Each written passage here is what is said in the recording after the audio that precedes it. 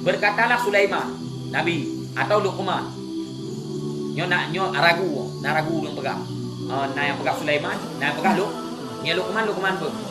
Luqmanul Hakim. Berkata kelengnya, "Idza kana al-kalamu min fiddah kana sukutu min dhahab."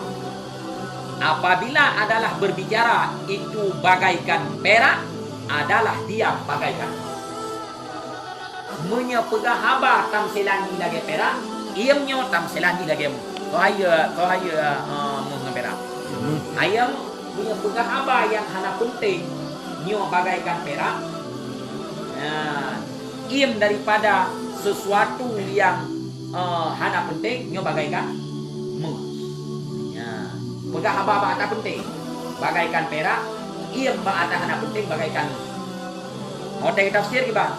Idza kana al-kalam fil khair kal fiddah husna, apabila adalah berbicara pada kebaikan itu sabit seperti perak, nisbah bagus.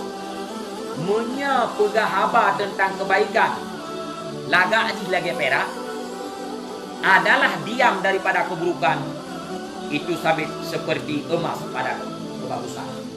Iam daripada keburukan, maksud iam daripada keburukan hana pegah atau beru. Pegah atau god lagak dihibat. Lagi apa? Merah. Iam ba atau beru, hana pegah atau beru, berarti dihibat. Lagi yang hanjit iam ba atau god. Menyerta iam ba atau god lagi pegah atau beru. Ino mana? Uriang hana kemayang dengan kampung. Iam beru. Nama pegah. Bakot. Yang bahaya ya. Nyan han pegang haba lebih dulu karena tak iam ba atau god. Maka as-sakit alal haq syaitanul akhras. Uriang iam ba betul nyan jen itu.